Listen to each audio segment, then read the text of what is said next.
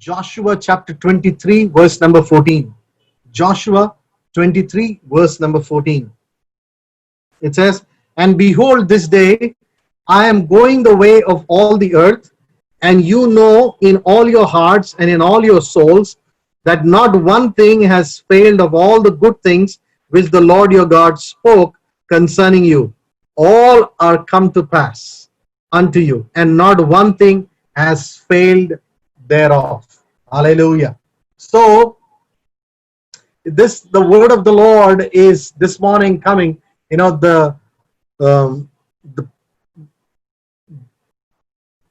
Joshua, when he crossed over into the promised land, he was at the age of 80, and he took over the mantle from Moses. And when he started his walk, the Lord told him to be courageous and bold. And he was told that this book of the law shall not depart out of your mouth. And Joshua was very, very committed to make sure that the word of God was never absent from his mouth. So he was successful because he kept the word in his mouth and he spoke it out consistently. Now, our success depends on how much word we bring out of your mouth. Hallelujah. So each one of you, I encourage you, bring the word out of your mouth in the 24 hours of the day, in the daytime when you're not asleep. How much word does come out of your lips? Check out. And if you see it, you will understand how much success you are carrying in the kingdom of God. If you're bringing much of the word and decreeing much in faith according to the promises of God, you will start to see alignments happen the way the word has spoken over you. Hallelujah. So Joshua is speaking this to his people and saying, "Behold, this day I am going the way of all the earth." That means I am in my deathbed. He was 110 when he died. Okay, so he has been ruling over the nation of Israel for 30 years after Moses gave him the leadership. Okay, the Lord selected Joshua after Moses finished his race. Okay, so for 30 years he led the people of God, and he is at his deathbed and he's saying, "I am ready to go." Okay, and he is saying, "And you know in all your hearts and in all your souls that not one thing has failed of all the good things which the Lord your God spoke concerning you." Hallelujah. So the Lord had given many promises to Israel. And even those promises began when the Lord brought Moses as the deliverer to the people who were bound up in Egypt. But then that generation could not really grasp the fullness of the promises of God. They saw certain stuff, but they couldn't grasp the full promises because of their unbelief and because of their disobedience. So unbelief and disobedience can cause you to be bereft of the blessings of the Lord. So do not be in disobedience and do not be in unbelief, but trust in the word of the Lord. Hallelujah. So there was a shift. One generation passed away in the wilderness because of unbelief. But another generation came up under the leadership of Joshua, and they believed the word of God. They trusted in the word of God, and they gave wholeheartedly to serving the Lord without any encumbrance. Okay, so they gave themselves to serve God and trusted in the Lord. And look at what happened. It says, "In all your hearts and all your souls, you know that not one thing has failed of all the good things that the Lord spoke of." What a generation.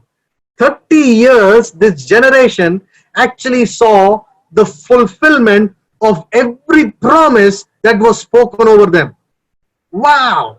Can you believe that?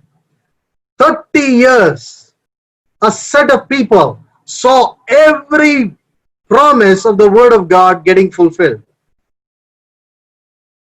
What a time and what a generation. Hallelujah. Now, look at this. All have come to pass for you. Not one word of them has failed. See, God's word was the same yesterday. God's word is the same today. And God's word is the same tomorrow. It's the same yesterday, today, and forever.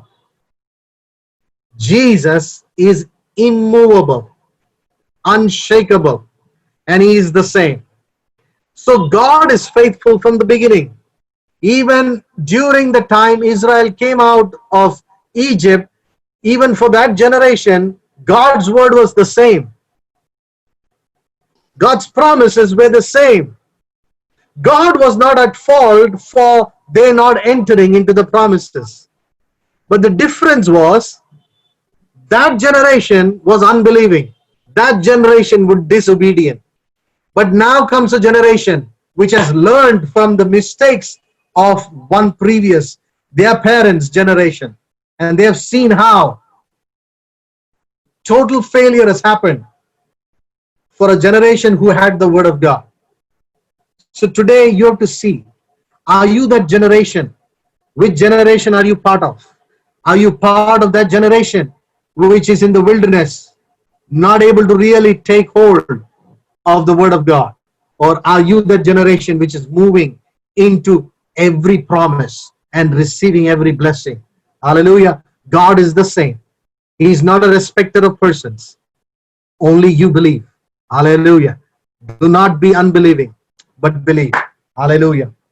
Look at this. 2 Timothy chapter 2 and verse 4. It says, no one engaged in warfare entangles himself with the affairs of this life, that he may please him who enlisted him as a soldier. No one who is engaged in warfare, hallelujah, gets entangled with the affairs of this life. Are you getting entangled with the affairs of this world and the words of this generation, or are you getting enriched with the word of God? It's a question you need to ask. And I challenge you this morning, be filled with the Holy Spirit and be filled with the word of God. Hallelujah. And speak that word over your life and over your family. And see, be believing, be trusting, be obedient. It is not the hearers of the word who will enter into the promises, but the doers of the word. So if you hear a word which corrects you, take the correction and start implementing. Hallelujah. So when the word of God comes to a person, it tells you first to repent, turn from your wicked ways. Hallelujah. First entry into the kingdom of God is through repenting of your old self and your old nature. Hallelujah. And the Lord wants to bring you into a new land, flowing with milk and honey. And that word is the word which is honey out of the rock. Hallelujah. Look at it.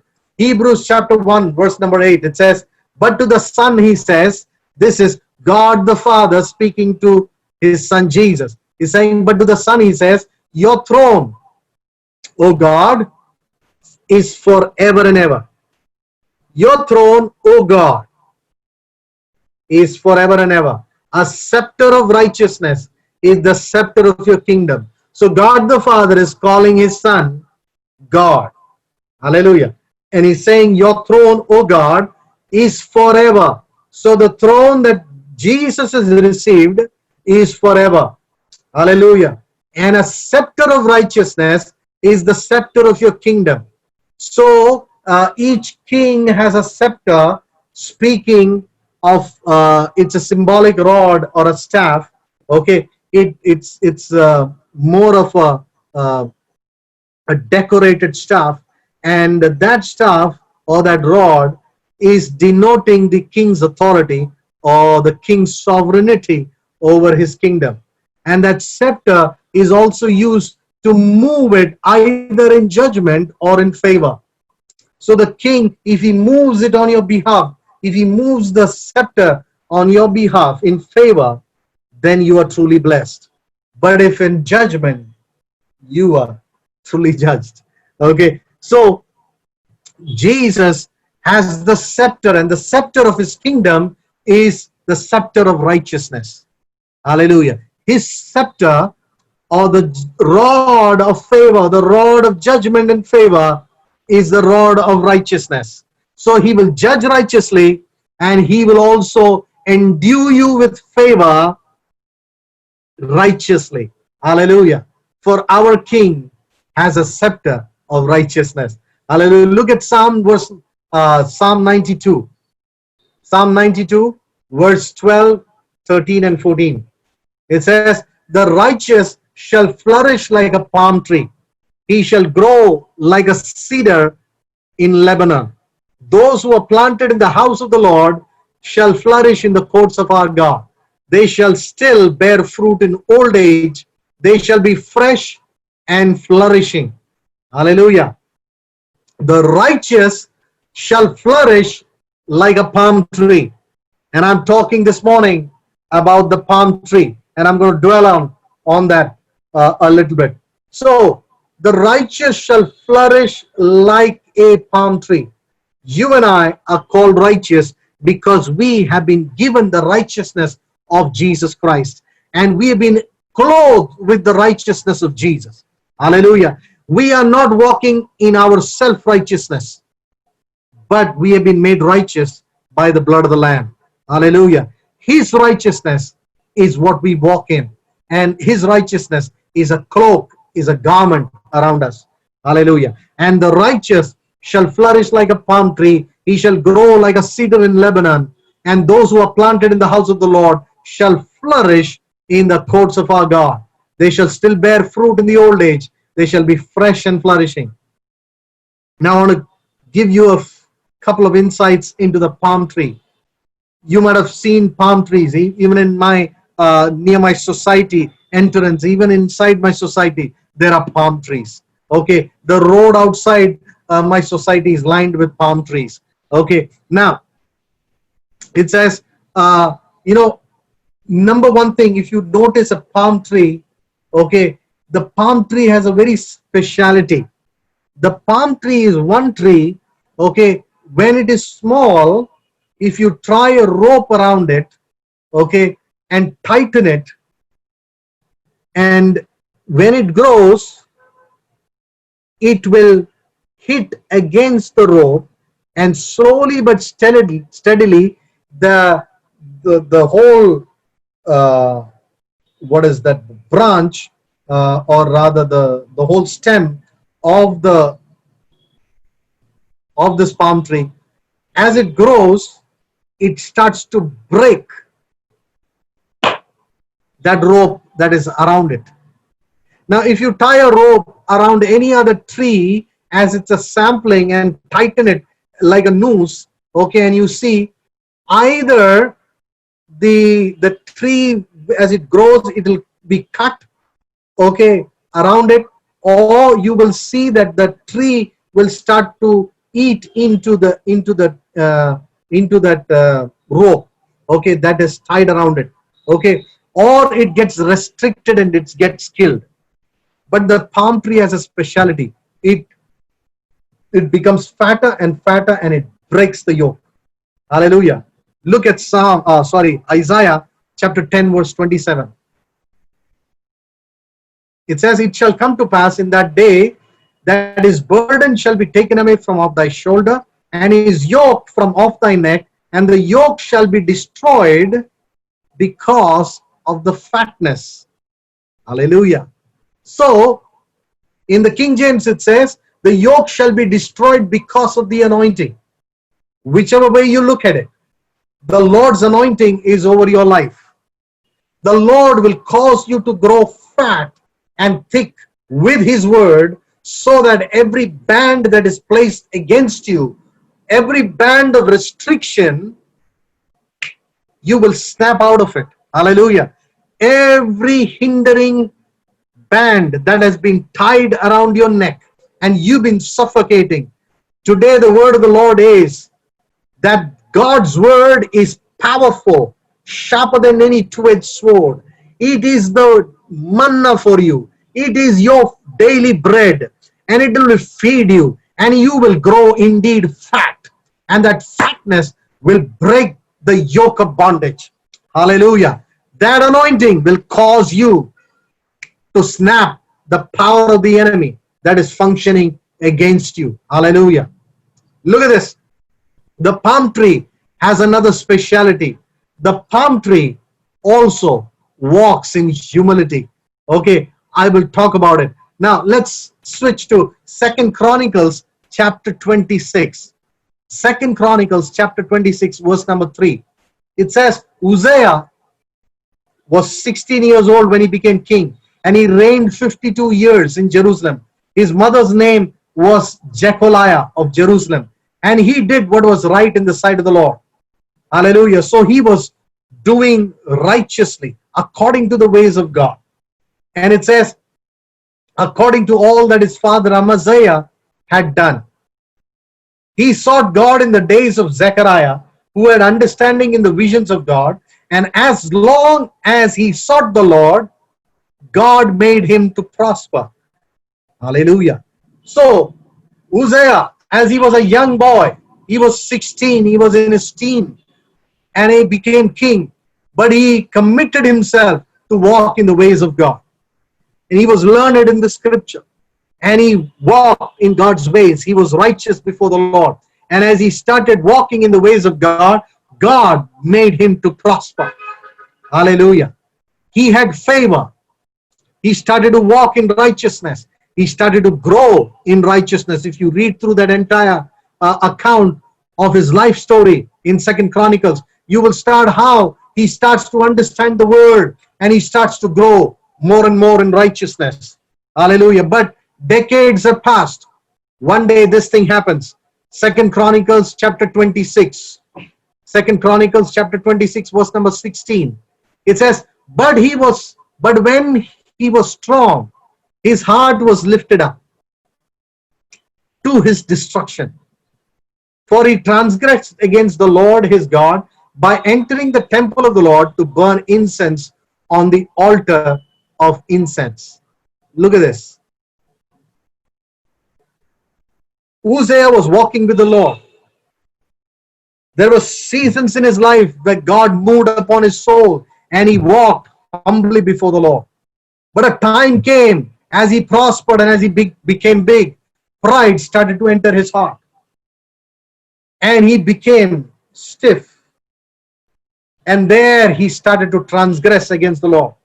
And he went and entered the temple of God and to burn incense. He thought, I am larger than life. I'm a big guy. I'm prosperous. And you know what?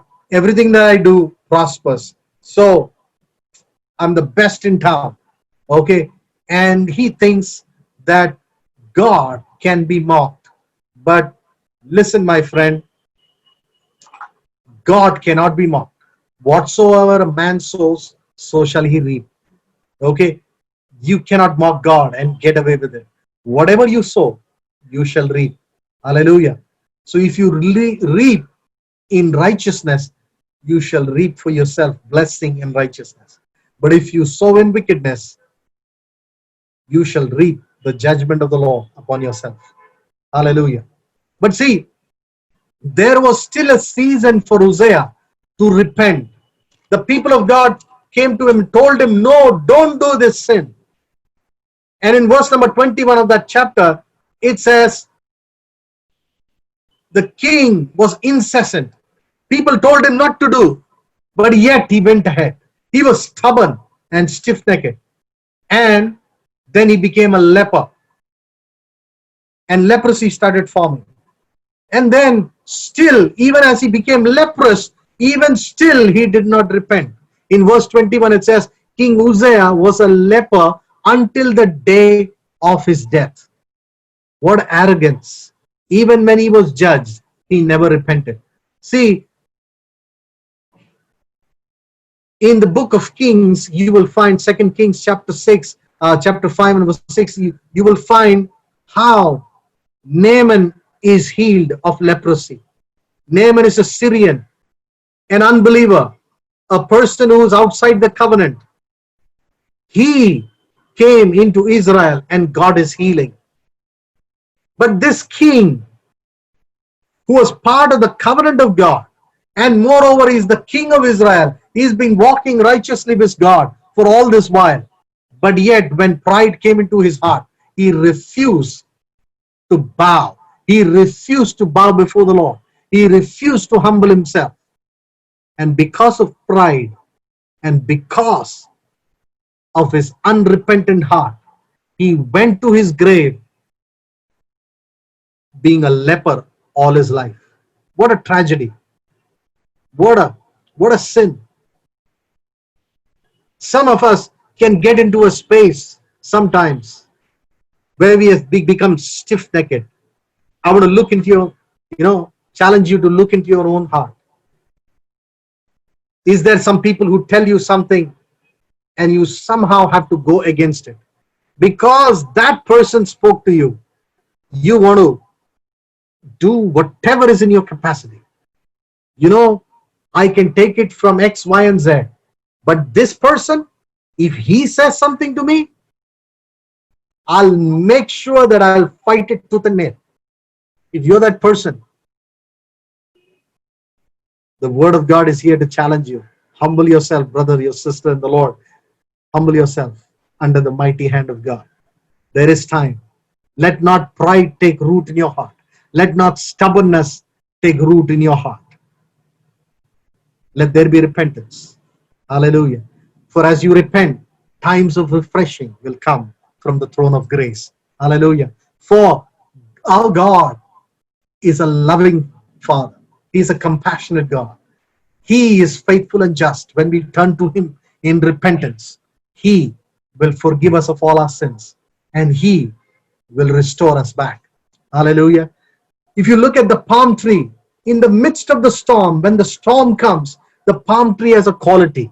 You know what that quality is? The palm tree, even though it looks very sturdy and very strong and very stiff, this palm tree has a tremendous ability that when the storm comes, it can either bend backwards or it can go forwards. It can bend and it can humble itself. There are trees which are hundreds of years old, but when the storm comes, it gets uprooted because it's not flexible. It cannot repent. People who have been stuck in their ways are unrepentant. And if pride enters, please be careful. Do not let pride enter your heart, but be soft-hearted, be tender. Do not harden your heart when the word of God comes to you, but walk in the ways of God. Stay humble. Hallelujah. So that when the storm of life hits you, that you will bend, and not just to humble yourself, but you are now ready to even receive correction, even from the greatest foe's mouth. Sometimes God has ways to humble you. He can bring correction from the person who you hate the most. And it is such a bitter pill for you to digest from that person's mouth. But the Lord is testing your heart. Because the picture is a big picture. There is a large game plan. Look at that. Do not be fixated on your small petty issue. Hallelujah. God wants to do great stuff with your life, but only if you humble, only if you repent, only if you're ready to receive correction. Hallelujah. But the palm tree also talks about our time of prayer.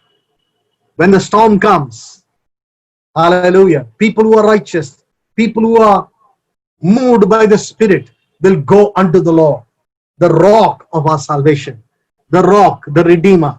Hallelujah. They look up to the Lord. From where comes my help? My help comes from the Lord, the maker of heaven and earth. Hallelujah. Are you looking up to the Lord? Are you surrendering your life to Him? Are you praying in the midst of your storm? Or are you standing up straight and saying, my arm will get me through this. My wisdom will get me through this. My power will get me through this. My reputation will get me through this. My money will get me through this. No, my dear friend. Humble yourself under the mighty hand of God, and He will raise you up in due season. Hallelujah. Look at Psalm chapter 5, verse number 12. It says, "For you, O Lord, will bless the righteous. With favor you will surround him as with a shield." Hallelujah. The righteous, the people who are being surrounded with the righteousness of God, who walk in His ways, hallelujah, will walk with great favor. Hallelujah. The palm tree has another significance.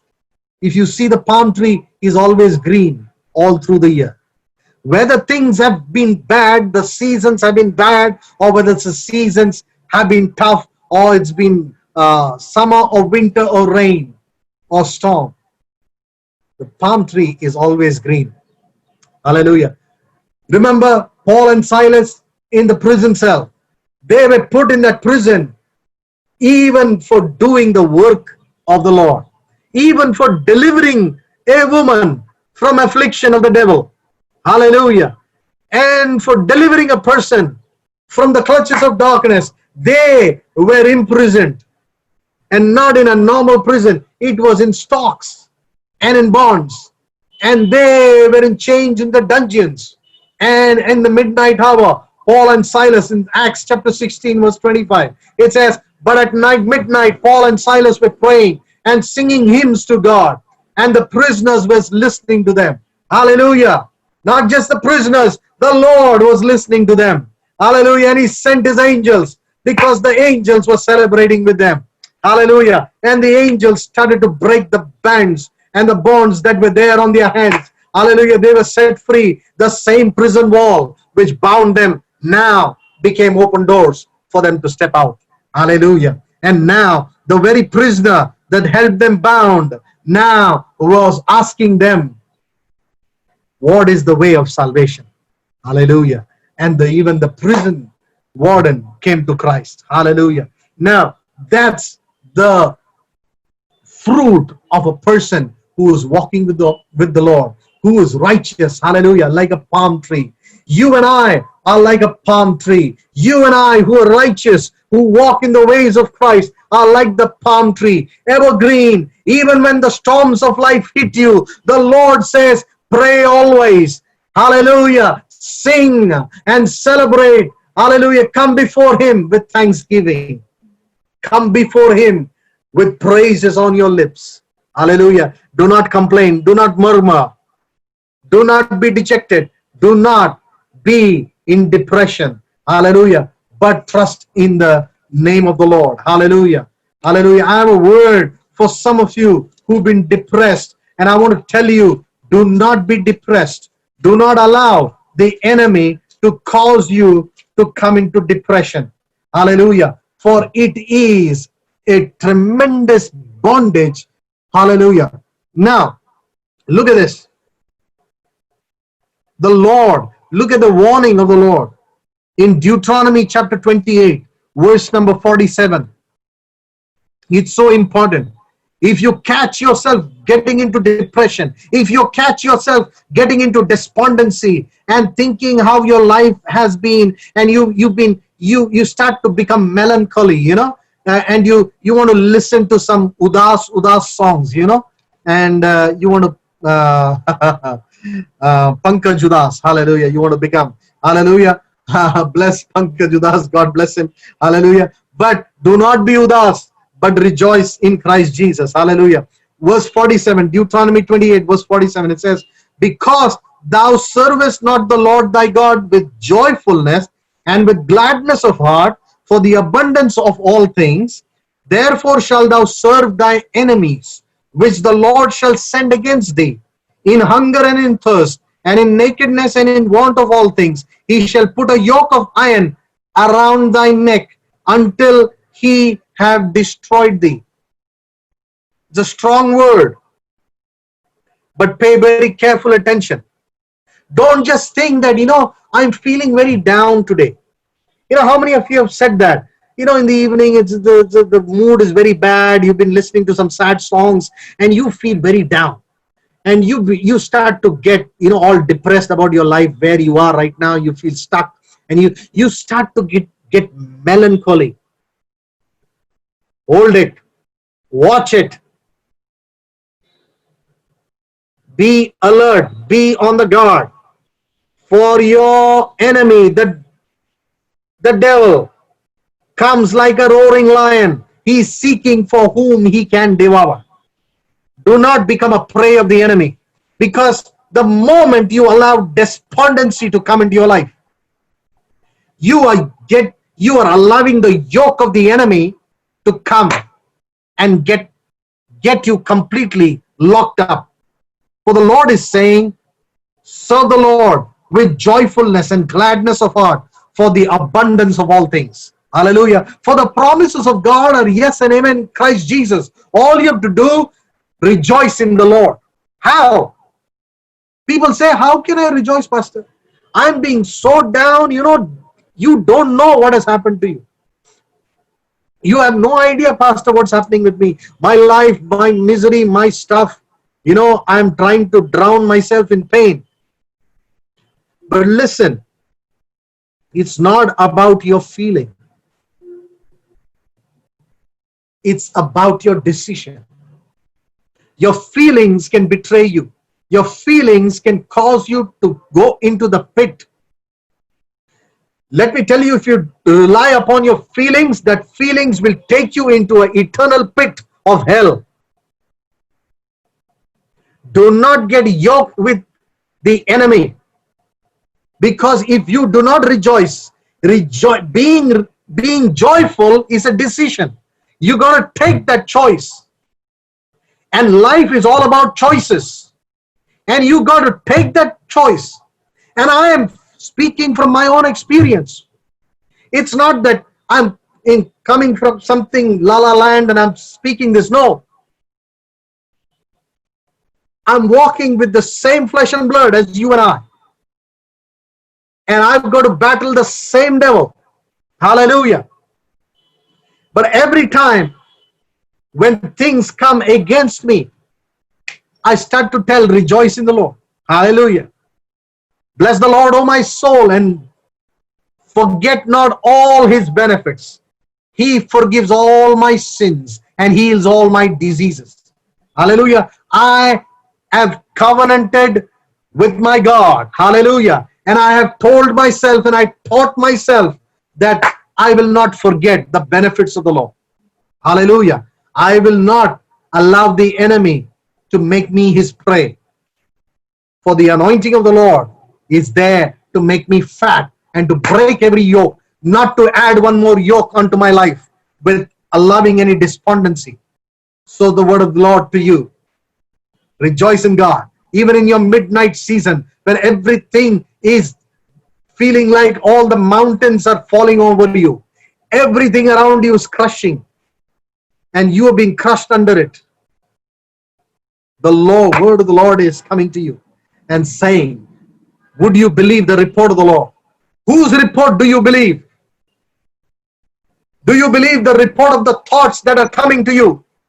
Thoughts of failure, thoughts of rejection, thoughts of bondage, thoughts of despondency, thoughts of committing suicide. No, my dear friend, break that in the name of Jesus. Start to rejoice in the Lord. It's your decision. And as you decide, because the law of the Spirit of life in Christ Jesus has set you free from the law of the sin and death. Hallelujah. You've been delivered from the clutches of darkness. The Lord is not coming to deliver you, but the Lord has already delivered you and has translated you from the kingdom of darkness into his marvelous light. Now start to walk in the fullness of the manifestation of walking in the light of God. Hallelujah. Do not be prisoners of darkness, but be righteous in Jesus' name. Be like the palm tree, evergreen, always praising the Lord. Hallelujah. Hallelujah. This calls for discipline. See, discipline is like a container. Discipline sets boundaries and sets you up for you to focus on what is your goal. Do not set earthly things as your eternal goal. Set things above as your eternal goal. Hallelujah. Hallelujah. And see and discipline yourself in righteousness. Discipline is a container, but you got to discipline yourself for righteousness. There are enough people who are unrighteous but are disciplined. And I want to show you a picture of a man who is very disciplined, but see, there is unrighteousness in his heart. 2 Samuel chapter 17 verse number 23. It says, now when Ahithophel saw that his advice was not followed, he saddled a donkey and arose and went to his house, to his city. Then he put his household in order and hanged himself and died. And he was buried in his father's tomb. Look at this man. He looked like a military disciplined man. He was a man whose advice was taken by kings. Even for a season, David used to receive counsel from Ahithophel. But Ahithophel's heart was turned against King David and against the Lord. Look at it. And then, when Ahithophel's words were not taken, he got sad. And he saddled a donkey and arose, went to his house and to his city. He does. He is now suicide. But he goes to his house and does what? He cleans up his house, sets everything spick and span, everything is in order. There is nothing out of place in his home. And yet he commits suicide. There are disciplined people who are dying. But the Lord is saying, become like the palm tree, because he has made you righteous. No one can become righteous on their own. But Jesus died on the cross for you and me to become righteous. Hallelujah. For I am the righteousness of God in Christ Jesus. Hallelujah. Blessed are you as you are the righteousness of God in Christ Jesus. So if you're watching this by YouTube today, if you are searching for who the Lord is, I want to tell you, turn to the living God. Turn to Jesus Christ. Hallelujah. Who has paid the price for your sin and made you righteous. Come to the knowledge of him. Give your life over to him. Submit yourself under the mighty hand of God. And in due season, he will raise you up. He will lift you up. He will give you a new life in the kingdom of heaven. And he will translate you from the kingdom of darkness into his marvelous light. Hallelujah. God wants you to be disciplined, but in righteousness. Hallelujah. God wants you to take choices. Those choices will break the yoke of bondage, not to cause you to come into bondage, but take those choices like the palm tree to rejoice always before the Lord and break the yokes of bondage over your life. In Jesus' name.